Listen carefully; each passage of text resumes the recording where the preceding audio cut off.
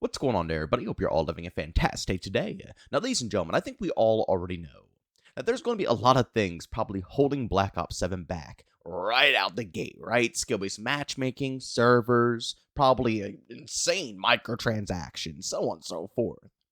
But there's one more thing that I think is going to take it a tad bit further, a step further, and one of the main reasons why I think Battlefield 6 is able to gain so much hype. But ladies and gentlemen, before we go and dive deep, I did see something over on Twitter that really cracked me up. And I had to go ahead and share it with you guys for another streak that's coming into Black Ops 7, as you can see right here from Modern Warzone.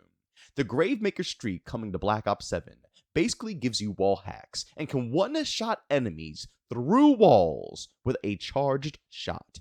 It shows the entire enemy silhouette through walls when ADS. Treyarch told us that it is obvious when you're being aimed at by this thing. So, I guess it's good news that you know when you're being aimed at by this, but my god, what is up with all these development teams across the board? Again, I've stated 1,000 times. I even think they added into Battlefield 6, for the love of God, for the Assault class when he used their ult. You get wall hacks. What is up with development teams and their over-obsession with allowing people to see you through walls? It is the most ridiculous thing I think I've ever witnessed, but I don't know. When I saw this, I was very curious to see what you all have to say about this overall streak. Do you think this is cool? Do you think it's not cool? Me personally, I probably will never be able to end up playing it besides in the open beta, because I'm not really planning on covering too much, Black Ops 7 in detail besides all the crap that's going on with the franchise. But my god, when I read that, I understand it's a charged shot, so it's going to take some accuracy. But let's be honest, a lot of the people who play Call of Duty beam. They absolutely shred. I mean, it has some of the strongest AA you'll ever find, and then for a mouse and keyboard player, really, you think it's going to be that hard for an experienced mouse and keyboard player to be able to line up the charge shot very easily? I think this is going to create a lot of rage. And also the fact that you can see all the enemies through the walls. It doesn't matter if the enemy knows they're being aimed at. What are they going to do? Run side to side? Again, they're either just going to plop you with the charged shot, or they're going to call you and your whole team out to their team. And now your whole team is exposed off of a streak. Hopefully it's going to be something that's a little higher up there, but I don't know. I'm kind of curious to see how this actually plays out when they put it into the official game. But ladies and gentlemen, with that being said, let's go ahead and hop into the main topic of today's video, and that is why I personally believe Black Ops 7 is going to fail before it can even go ahead and start. This has nothing to do with the gameplay or anything of that sort. People might actually enjoy it, but I'm talking about the vibes of the overall game. Yeah, at the end of the day, the game's still going to have the strictest matchmaking. The servers are going to be absolutely horrifying. You know what I'm saying? All of the above. The same problems that we've been begging to get fixed for years are not going to be resolved. But what is really going to hold me back, and a lot, when I say a lot, I mean a lot of other players out there, is the fact that these skins are going to be carried forward, ladies and gentlemen. As you can see right here from Charlie Intel, carry forward for Call of Duty Black Ops 7. All current double XP tokens and gobblegums available day 1 in Black Ops 7. Operators, bundles, and other Black Ops 6 content to be added to Black Ops 7 at Season 1 launch. Now, I gotta say, it's very good news that they are indeed going to be just shifting the double XP tokens and gobblegums right on over to Black Ops 7. We do not need to repeat another situation where in Black Ops 6, they refused to want to give it to us. We had to fight. Okay, ladies and gentlemen, we literally had to fight to get our double XP tokens to transfer over to Black Ops 6. I don't know why we had to do such a thing. I don't know why it was so complex or such a harsh concept, but they did not want to let them transfer over. So I'm glad that this time around, we don't got to fight for such a thing, As simple as it sounds, I'm just happy that, the community won't have to beef in order to get, double XP tokens introduced into the brand new game. But this is where it gets, again, very funky. The operators, bundles, and other Black Ops 6 content, that is going to be returning within Season 1. So yeah, you still have the preseason time to go ahead and relax with the base atmosphere of what Black Ops 7 is going to go ahead and offer to you guys. And who knows, that atmosphere might even be all gunked up day 1. But from the looks of it, and again, this is coming from someone who isn't even bothering, planning on playing this, but it does look like it has a pretty solid theme. I'm not saying near futuristic is bad whatsoever. I think it's a cool time period. And, what they have put together doesn't completely go against the vibes of what, Black Ops 2 would even go ahead and push out there. But the reality is, ladies and gentlemen, is it's not going to stay. Yeah, the preseason might be normal, but we're already guaranteed to have everything that we had within Black Ops 6 and Black Ops 7 Season 1.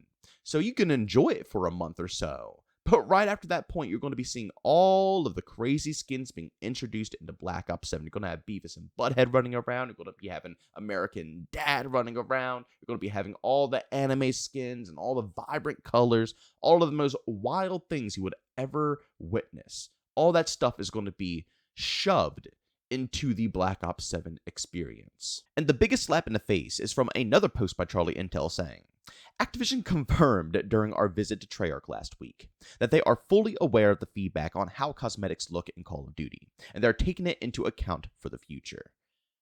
So, Activision is going to be gladly, openly telling everyone that they are acknowledging the problems with the cosmetics, while at the same time, I'm assuming Black Ops 7 is going to be absolutely stuffed with the same exact issues that we just had, again, with Black Ops 6. I don't know about you guys, but this is what I really despise about the Call of Duty franchise. And it's one of the main reasons why I hate the yearly cycle, because you don't see true changes within COD, at least for a good 2 to 3 years. Again, it's one of the main reasons why I don't even want to bother with Black Ops 7, because I've been finessed too many times when it comes to this type of, content. Vanguard did it, and it made me believe Modern Warfare 2 2022 was going to go ahead and keep up that content. They didn't. Then we go over to Modern Warfare 3, they bring back that content, and I get finessed for Black Ops 6. I'm like, okay, they did it 2 times now. They might have skipped, in between Vanguard and Modern Warfare 3 with Modern Warfare 2, but, maybe they're going to be consistent now. And Black Ops 6 drops, and we're right back down to being in a drought. And here we are, Black Ops 7. They're coming back with... See, no, I don't want this every other cycle. I don't want their DLC game that shouldn't be there. They should be taking a year off in between. But instead, they're, overhyping a game with extra content and extra support to make it seem like it's fine.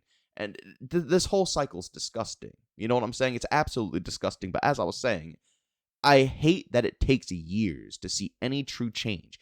Activision is saying this, but we're not going to see it with Black Ops 7. We don't even know if we're going to be able to see it with Modern Warfare 4. I'm assuming it'll probably take effect by Sledgehammer's next game. That's what I'm going to go ahead and assume. But I guess we'll see with time.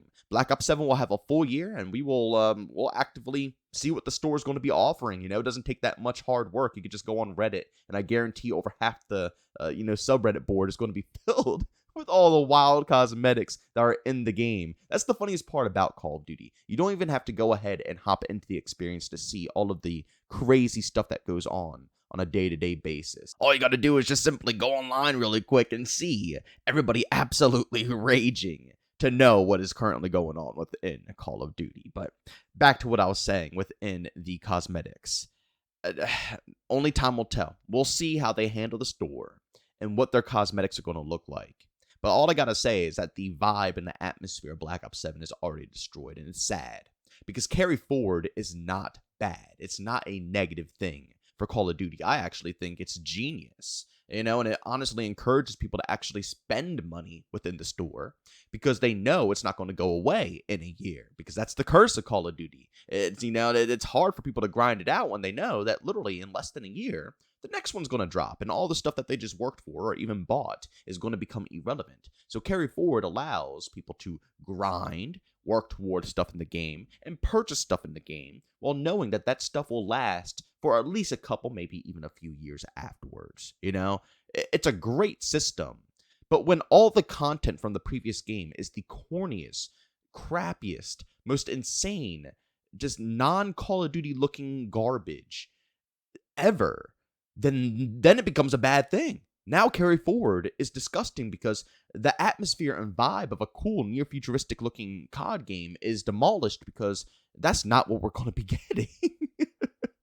It might look like that, again during preseason, but once season 1 goes ahead and hits, it all goes downhill from there. Honestly, I don't know about you guys, but I hope that Battlefield makes another game like 2142.